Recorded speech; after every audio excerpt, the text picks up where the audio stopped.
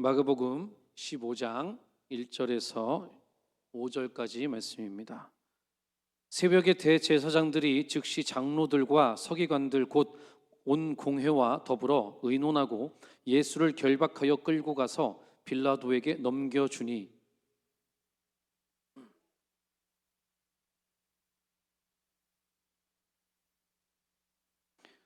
대제사장들이 여러 가지로 고발하는지라.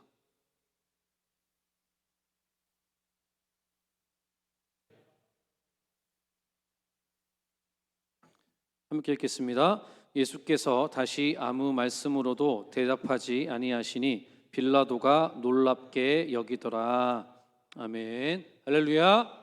우리 옆 사람하고 인사하겠습니다. 오후에 뵈니 더 반갑습니다. 반갑습니다.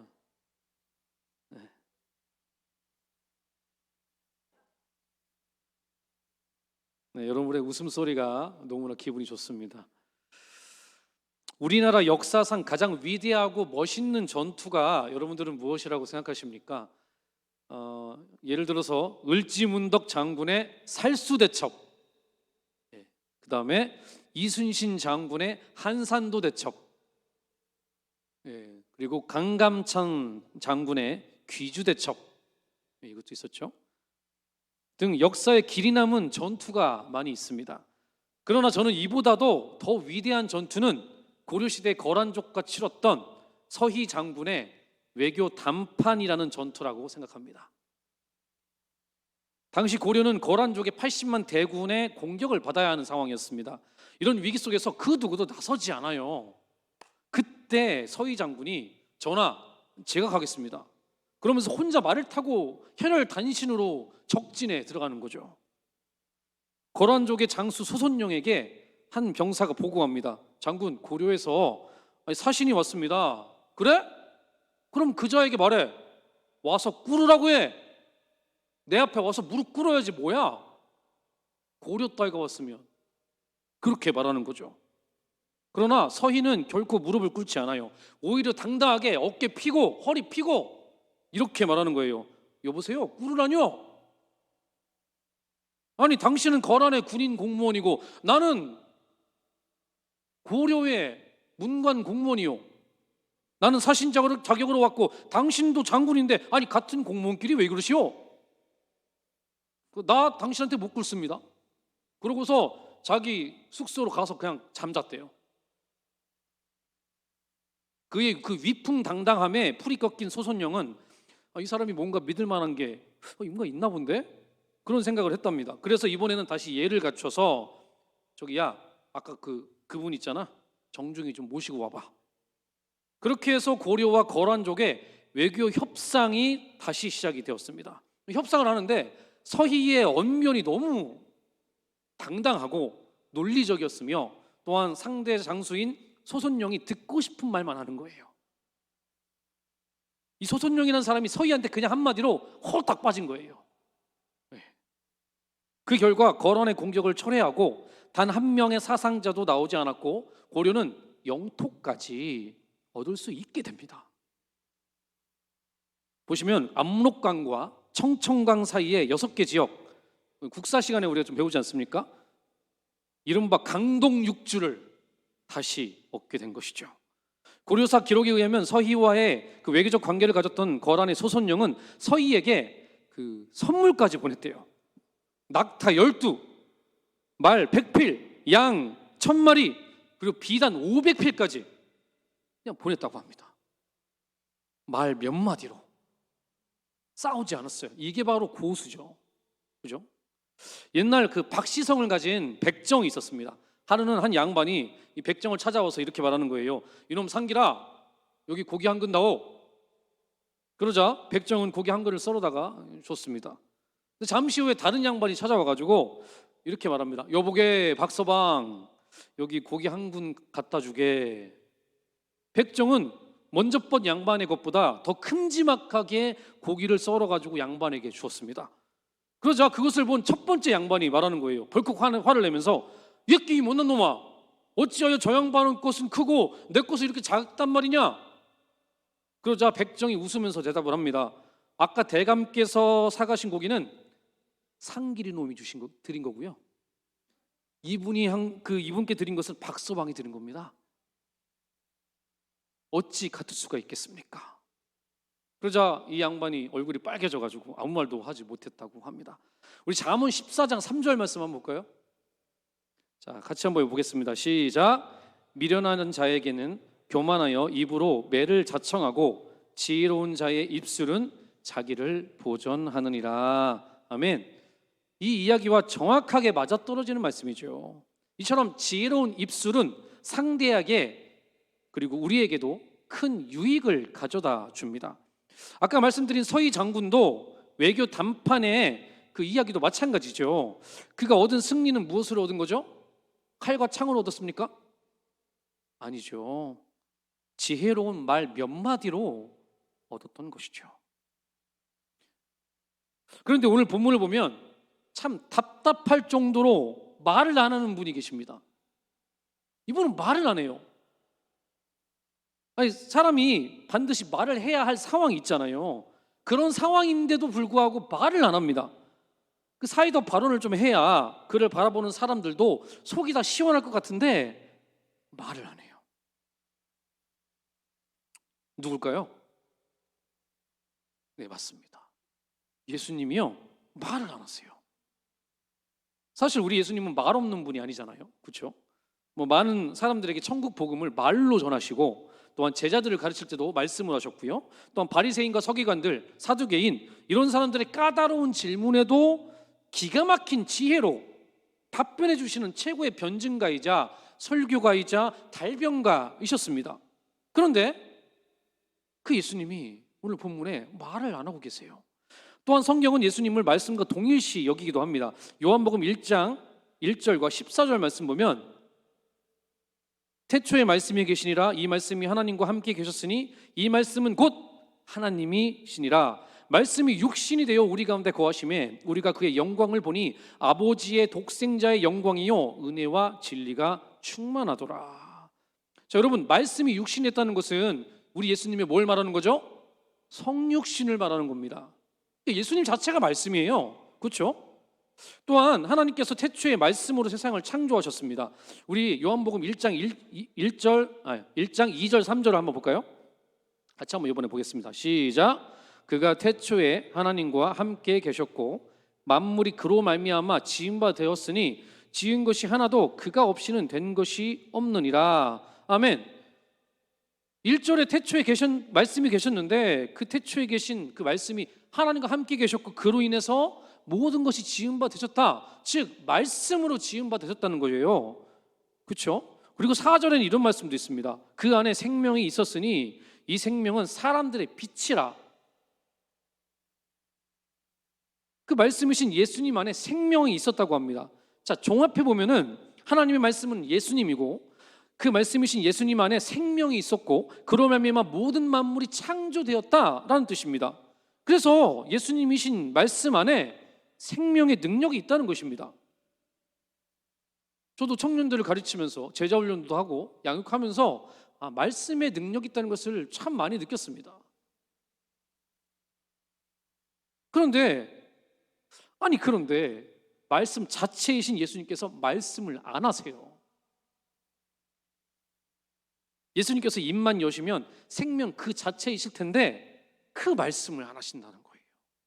아무런 말씀도 안 하십니다. 거의 파업하신 것 같아요.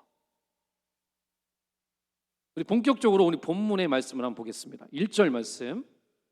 자, 시작. 새벽에 대제사장들이 즉시 장로들과 서기관들 곧 온 공회와 더불어 의논하고 예수를 결박하여 끌고 가서 빌라도에게 넘겨주니.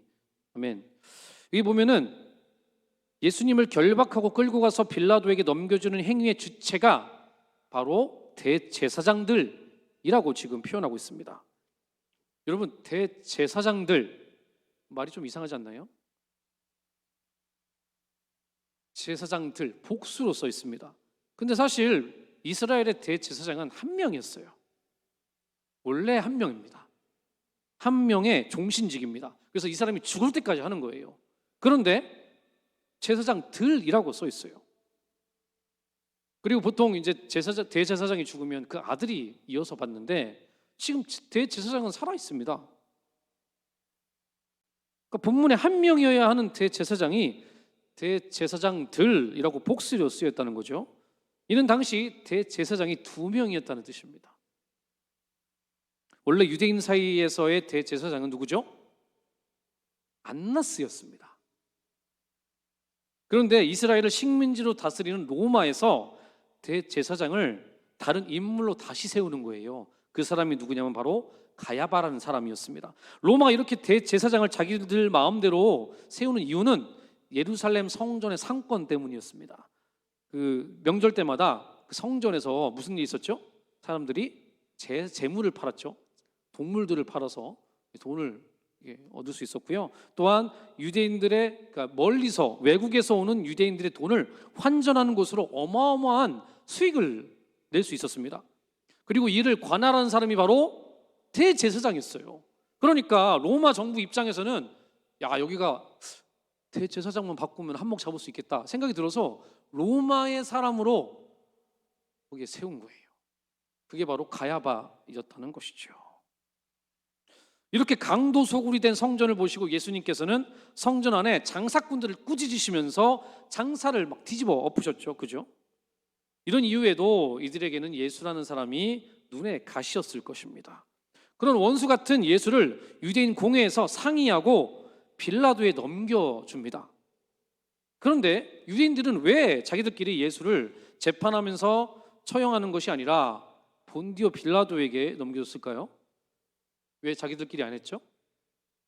그것은 이스라엘은 로마의 식민지였기 때문입니다. 그들에게는 주권이 없었기 때문에 누군가를 처형할 권한이 없었어요. 그래서 당시 로마에서 파송한 예루살렘의 지역의 총독이었던 본디오 빌라도에게 예수님을 넘겼던 겁니다. 고발했던 거예요. 자, 우리 2절 말씀을 한번 보겠습니다. 자, 시작. 빌라도가 묻되 내가 유대인의 왕이냐? 예수께서 대답하여 이르시되 내 말이 옳도다 하시매. 아멘. 자, 예수님께서 빌라도에게 하신 유일한 말씀입니다. 빌라도에게 그래, 네 말이 옳다. 자기에게 불리한 말만 하세요. 유대인의 왕이냐 했을 때 난 아니에요 라고 말하면 좀 유리하잖아요. 그런데 옳다, 불리한 말씀 한마디 하셨어요. 오히려 유대인들을 더 자극하는 말씀을 하신 것이죠. 그래서 3절에서 5절까지 말씀 한번 볼까요? 자, 시작. 대제사장들이 여러 가지로 고발하는지라 빌라도가 또 물어 이르되 아무 대답도 없느냐? 그들이 얼마나 많은 것으로 너를 고발하는가 보라 하되 예수께서 다시 아무 말씀으로도 대답하지 아니하시니 빌라도가 놀랍게 여기더라. 아멘. 대제사장들은 수다쟁입니다. 그죠? 완전 수다쟁이들이에요. 어떻게 해서든 예수님을 고발하려고 합니다. 손가락질하기에 바빠요. 그러나 예수님은 침묵하십니다. 아무 말씀 안 하세요. 그런데 오늘 본문인 마가복음에서는 기록되지 않았지만 누가복음에서 그 본디오 빌라도가 이렇게 신문을 하다가 갑자기 예수님을 헤롯에게 넘깁니다. 그 넘기는 장면이 있어요. 왜 그랬을까요, 여러분? 이것도 그냥 뭐 번외 이야기지만 좀 말씀을 드리면 당시에 그 근동의 지역에서는 정치적 상황을 그림으로 한번 보여드릴게요. 그걸 보면은 로마는 근동 지역을 4명의 고관 대작에게 지배하게 했습니다. 그래서 위의 지역인 이두레, 아빌레네 지역을 빌립, 루사니아라는 2사람이 이렇게 맡았고요. 그 다음에 갈릴리 지역을 헤롯, 안티파스, 그리고 유대 지역을 본디오 빌라도에게 맡겨서 지배하겠다는 겁니다. 그래서 예수님이 출신이 갈릴리 출신이잖아요. 그래가지고 빌라도가 어라? 이 사람은 내 관할 구역의 사람이 아닌데? 해서 헤롯에게 잠깐 넘겼던 겁니다. 네, 헤롯에게 그래서 넘긴 거예요. 왜냐하면 행정적으로 문제 삼으면 자기 상황이 난감할 수 있기 때문에 이제 그래서 헤롯 안티파스에게 넘겼던 겁니다. 이에 헤롯의 반응과 예수님의 반응이 어땠는지 한번 볼까요? 누가복음 23장 8절에서 10절 말씀. 자, 시작. 헤롯이 예수를 보고 매우 기뻐하니 이는 그의 소문을 들었으므로 보고자 한지 오래였고 또한 무엇이나 이적 행하심을 볼까 바랐던 연고로라. 여러 말로 물으나 아무 말도 대답하지 아니하시니 대제사장들과 서기관들이 서서 힘써 고발하더라. 자, 이번엔 헤롯이 막 이것저것 물어봐요. 이적을 행하는 것을 또 보고 싶어가지고 또 막 물어봅니다. 그러나 예수님은 이 헤롯 왕 앞에서도 아무런 말씀도 하지 않으십니다. 아까 빌라도 앞에서도 그랬죠. 근데 헤롯 앞에서도 침묵하신다는 거예요. 반면에 대제사장들과 서기관들은 힘써 예수의 죄를 고발합니다. 진짜 수다쟁이들입니다. 말이 얼마나 많은지. 그러자 헤롯은 그의 군인들과 함께 예수님을 희롱하고 빌라도에게로 다시 보내는 거예요. 아무런 대꾸도 없는 예수님에게 흥미를 잃었던 것이고요. 그가 보기에도 예수님께서 딱히 죄가 없어 보였던 것입니다. 이제 다시 돌아온 예수님을 빌라도가 또 신문을 합니다. 그러나 예수님은 여전히 아무런 말도 하지 않으십니다. 예수님은 그 침묵으로 인해서 결국 채찍질에 맞으시고 십자가에 달리시게 됩니다. 사랑하는 성도 여러분, 예수님의 침묵은 어떤 침묵입니까? 예수님이 바보여서 말할 줄 몰라서 침묵한 건가요? 할 말이 없어서 침묵하신 겁니까? 자신이 죄인이고 내가 다 받아 마땅한 그런 존재고 그래서 침묵한 겁니까? 힘이 없고 능력이 없어서 그냥 침묵하고 당한 것입니까? 아니죠. 마태복음 26장에 예수님께서 대제사장이 보낸 무리들에게 잡히실 때 베드로가 맞겠다고 말고의 귀를 자릅니다. 그렇죠? 그때 예수님이 베드로를 막 꾸짖으시면서 말씀하시죠. 칼 집어넣어. 칼로 일하는 사람은 칼로 망하는 거야. 그러면서 이렇게 말씀하시죠. 마태복음 26장 53절 54절 제가 읽어드리겠습니다. 너는 내가 내 아버지께 구하여 지금 12군단 더 되는 천사를 보내시게 할 수 없는 줄로 아느냐. 내가 만일 그렇게 하면 이런 일이 있으리라 한 성경이 어떻게 이루어지겠느냐 하시더라. 아멘. 예수님은 지금 당장이라도 이 파렴치한 인간들을 12군단이 더 되는 천사들을 명해서 제압할 수 있었습니다. 그러나 침묵하시는 거예요.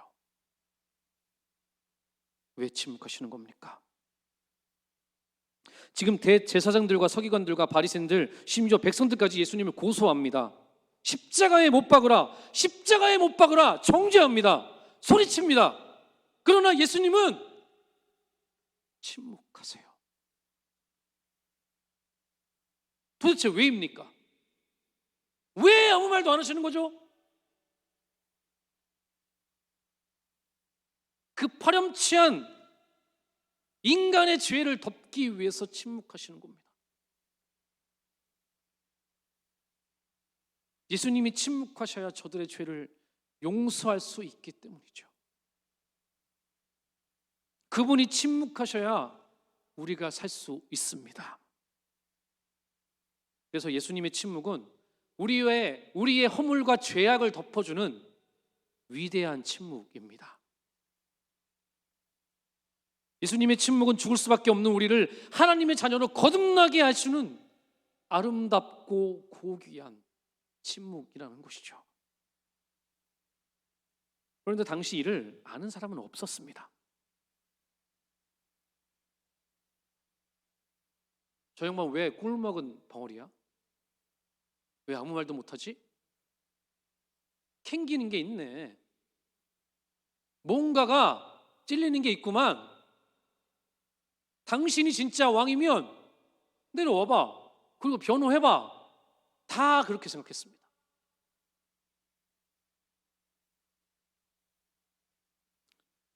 그 침묵이 세상에서 가장 고귀하고 아름다운 침묵일 줄도 모르고 비아냥거리고 조롱하는 것이죠. 지나가는 사람들이 성전을 헐고 사흘 만에 짓는다는 자여, 네가 너를 구원해봐라. 십자가에서 내려와봐라. 대제사장들도 서기관도 희롱하면서 그가 남은 구원하였을 때 자기는 구원하지 못하는구나 이렇게 말합니다. 옆에 같이 십자가에 달린 한 죄수도 이스라엘 왕이요 지금 십자가에서 내려와 우리 보고 말해봐라, 믿게 해봐라, 뭐하냐 라고 비아냥거립니다. 이게 바로 인간의 무지함입니다. 입만 사는 우리의 모습입니다.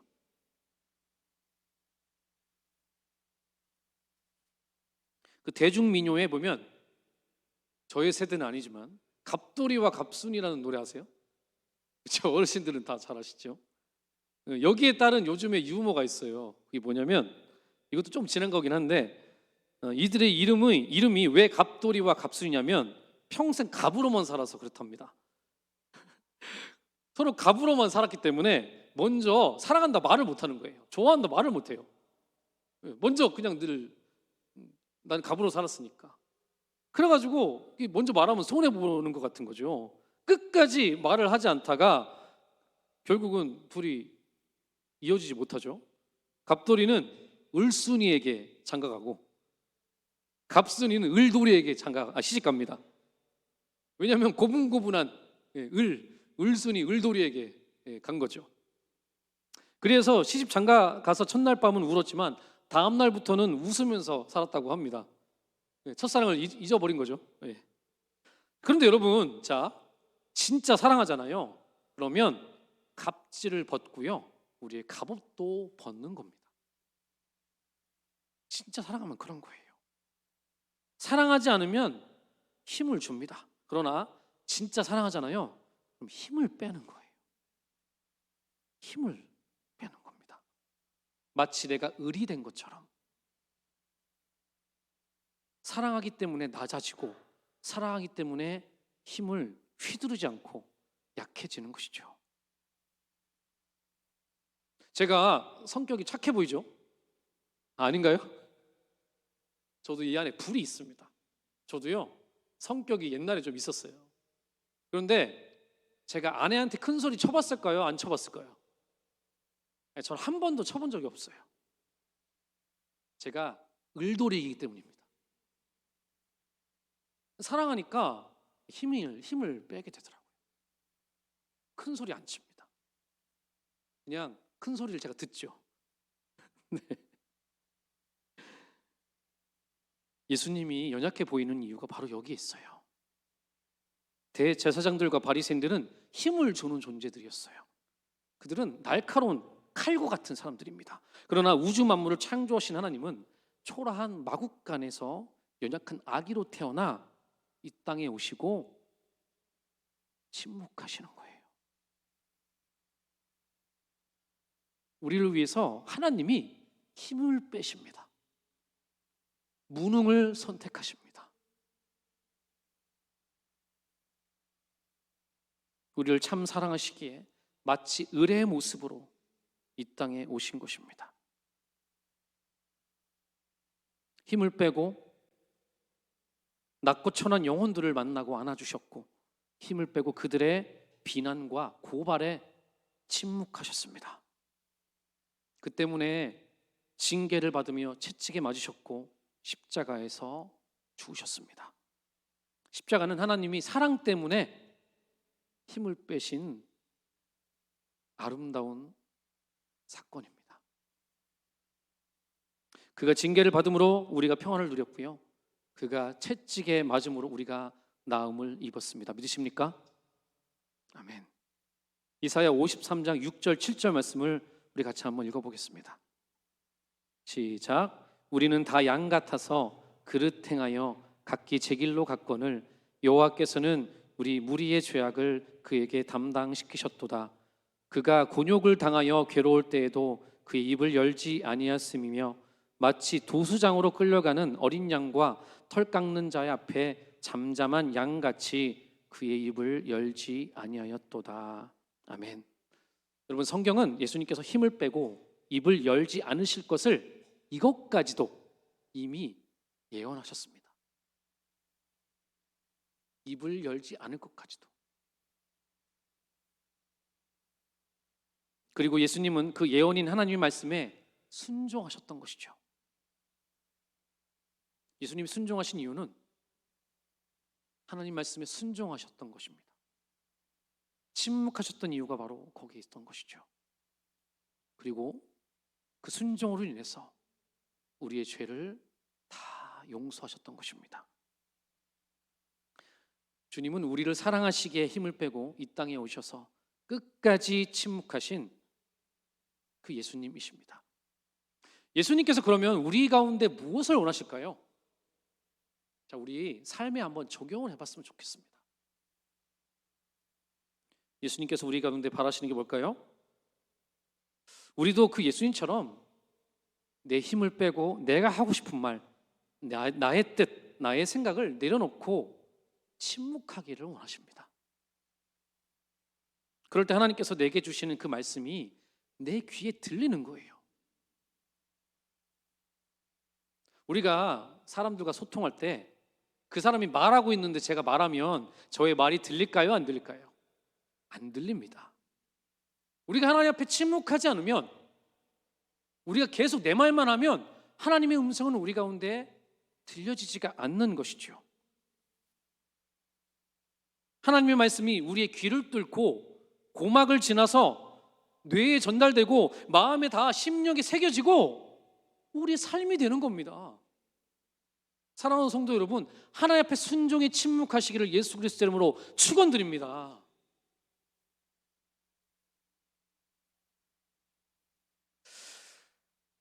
진짜 믿음은 내 생각대로, 내 관점과 내 판단으로 말하는 게 아니에요.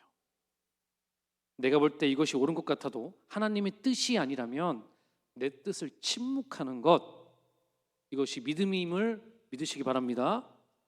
이처럼 처음 예수님을 믿었을 때는 사실 부딪히고 반대로 말하면서 실수하기도 합니다. 예를 들어서 제자들도 그랬죠. 제자들도 자기 말 많이 했고 예수님 말씀에 순종도 잘 하지 않았습니다. 처음 믿을 땐 그래요. 그러나 예수님을 깊이 만나고 그분을 인격적으로 영접할 때면 점점 내 말이 없어지는 거예요. 내 생각과 내 뜻이 없어지는 겁니다. 그게 바로 침묵인 것이죠. 그때 우리는 하나님과 마음이 합해지는 거예요. 하나님과 마음이 합해지면 이전에 나의 생각과 내 뜻은 침묵하게 되는 것입니다. 오직 하나님의 말씀을 선포하고 순종하는 복된 우리의 삶으로 변화되는 것이죠. 그럴 때 비로소 여러분들은 진짜 작은 예수가 되는 것입니다. 나의 생각이 침묵이 되고 하나님의 말씀이 내 입에서 선포될 때, 그때 비로소 작은 예수, 영혼을 살리는 하나님의 작은 예수가 되는 것이죠. 사랑하는 성도 여러분, 우리 모두가 내 안에 내 생각들을 침묵하고 하나님 말씀에 순종하며 그 말씀을 선포하는 작은 예수가 되기를 예수 그리스도의 이름으로 축원드립니다. 기도하시겠습니다. 사랑하는 주님, 십자가에서 침묵하셨던 예수님을 깊이 묵상합니다. 불리한 말 한마디 하시고 아무 말도 하지 않으셨던 예수님, 그 예수님의 침묵은 하나님 앞에 순종이었고 우리의 죄를 용서하고 우리를 살리는 생명의 길이었습니다. 하나님, 우리도 하나님 앞에 침묵하기 원합니다. 하나님 앞에 우리의 생각을 내려놓기를 원합니다. 주님, 우리 가운데 말씀하실 때 내 생각, 내 말 침묵하고 하나님 말씀에 순종하며 하나님의 말씀을 선포하는 작은 예수가 될 수 있도록 우리를 붙들어 주시옵소서. 감사하며 예수님의 이름으로 기도합니다. 아멘.